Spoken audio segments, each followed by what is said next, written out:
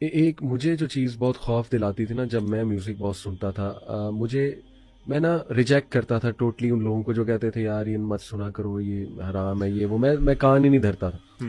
لیکن ایک چیز لٹرلی مجھے بہت خوف دیتی تھی، ایون دو اس ٹائم پہ میں میوزک کا بڑا وہ شوقین تھا کہ یار ڈرائیونگ کرتے ہوئے واٹ اف آئی ڈائی، میرا ایکسیڈنٹ ہو جائے اور میرے منہ پہ گانا ہو. یعنی ایون تو دیکھ لیں میں ریلیجن کی طرف نہیں تھا، لیکن یہ خوف مجھے کہتا تھا کہ یار نہیں، سم تھنگ از رانگ. اور کتنے ایسے واقعات آپ کو سننے کو ملیں گے، ڈاکٹرز سناتے ہیں. شیخ خالد یاسین کا ایک لیکچر ہے، اس میں بتا رہے تھے کہ ڈاکٹرز ٹولڈ می کہ انہوں نے پیشنٹس کو مرتے ہوئے گانوں کے لیرکس کہتے ہوئے جو ہے نا وہ سنا. سبحان اللہ. ایک واقعہ ہے، بلکہ سعودی عرب کی کوئی ایک ڈاکٹر تھے، وہی بات بتا رہے تھے کہ ایک ان کا کوئی پیشنٹ تھا اور وہ نا ایڈکٹ تھا میوزک کا، بہت زیادہ ایڈکٹ تھا، اور اپنی اولڈ ایج میں تھا.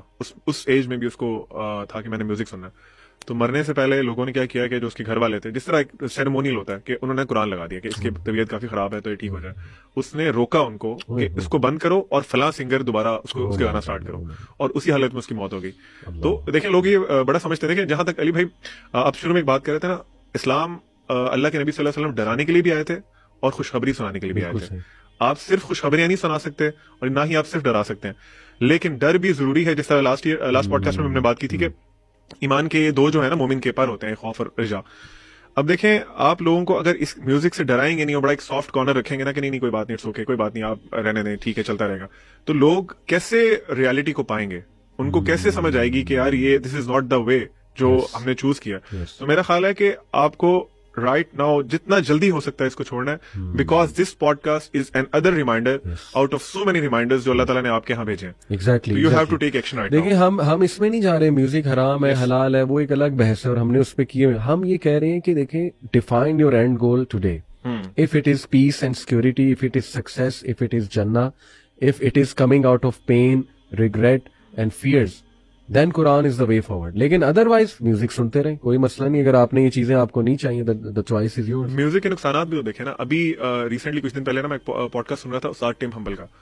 جن لوگوں پہ جادو ہوا ہوتا ہے، جن لوگوں پہ جادو ہوا ہوتا ہے، وہ ان پہ اتنا نیگیٹو امپیکٹ ہوتا ہے اس چیز کا کہ ایک شیخ ہے، وہ کہتے ہیں کہ میں نا ایک پیشنٹ تھا میرا جس پہ ہی واز پوزیسڈ. میں اس پہ نا ساری رات رکیا کرتا رہا. صبح فجر کے بعد نا کسی ساتھ والے گھر سے نا میوزک کی آواز آئی اور وہ جو میرا سارا امپیکٹ تھا نا، مجھے ایسے لگا کہ وہ لاسٹ ہو گیا.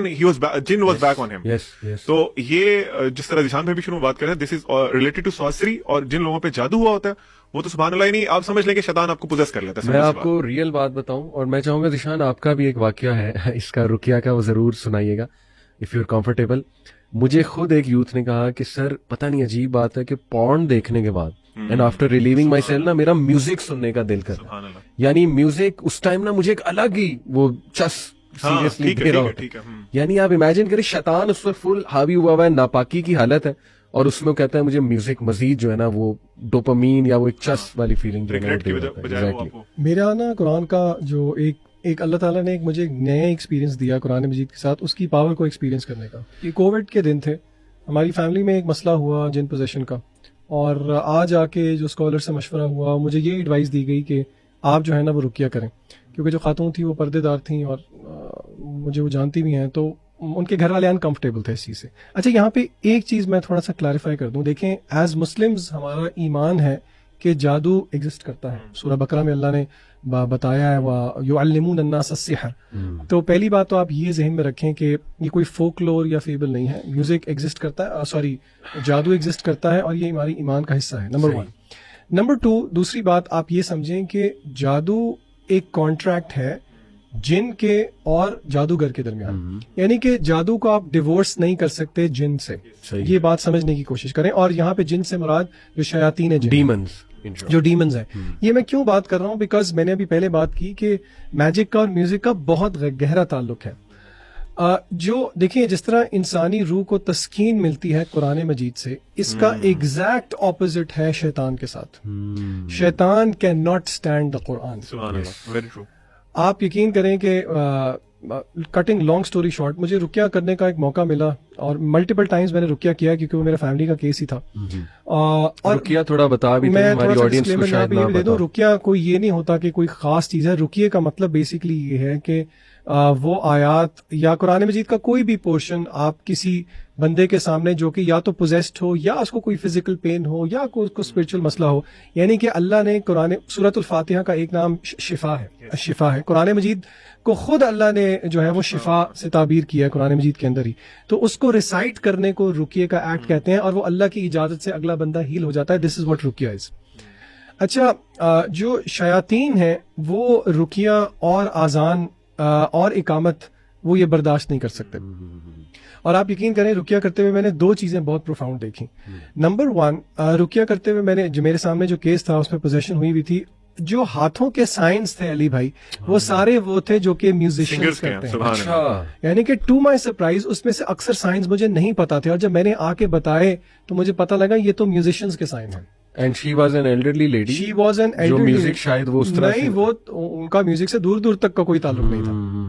اور آپ اس چیز سے آڈینس ریلیٹ کرے کہ ریسنٹلی پچھلے سال میں جو کانسرٹس ہوئے ہیں آپ کو پتا ہے, جو ضیاء بھائی بھی بہت کوٹ کرتے ہیں, جس میں یہ پورے انہوں نے سیٹینک ریچولز کیے تھے.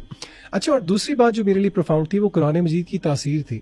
آپ یقین کریں, شاید سننے والوں کو یقین نہ آئے, لیکن کیونکہ میں نے تو فرسٹ ہینڈ ایکسپیرینس کیا ہے. میں سورۃ الفاتحہ پڑھتا تھا, میں آیت الکرسی پڑھتا تھا, اور میں سورہ یہ فلق اور سورہ ناس پڑھتا تھا, آگے سے چیخوں کی آوازیں آتی تھیں ایز اف آپ کسی کو آگ لگا رہے ہیں. یعنی کہ وہاں سے مجھے اندازہ ہوا کہ یہ اللہ کا کلام ہے, اس میں کیا تاثیر ہے.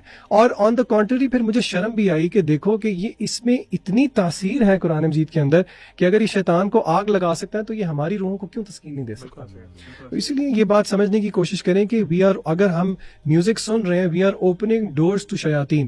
عبدالعلیم نے جو مثال دی وہ راول پنڈی کے ایک مشہور راکی ہیں جنہوں نے رمضان کے دنوں میں وہ کسی پہ رقیہ کر رہے تھے, اور وہ جو میوزک تھا وہ ہمسایوں کی طرف سے نہیں تھا, وہ جو یہ اٹھانے کے لیے نہیں آتے سحری کے لیے, وہ ڈھول والا تھا.